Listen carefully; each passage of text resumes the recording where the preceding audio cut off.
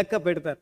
ఎట్లా లెక్క పెడతారంటే ఆదివారం దేవునికి, శనివారం నాకు, మళ్ళీ సోమవారం నుంచి శుక్రవారం వరకు దేనికి, ఉద్యోగానికి అని వేరుపరుస్తారు కదా. కానీ దేవుడు ఏమంటున్నాడంటే అలా వేరుపరచవద్దు. ప్రతిరోజు కూడా ఎవరిది, దేవునిదే కదా.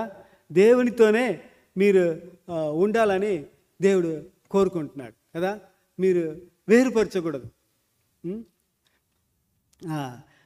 అంటే దేవుని స్థలం వేరే, నా ఉద్యోగం వేరే అని వేరుపరచకూడదు. చాలామంది ఏం చేస్తారు, ఉద్యోగానికి వెళ్తే ఇంక మర్చిపోతారు దేవుని.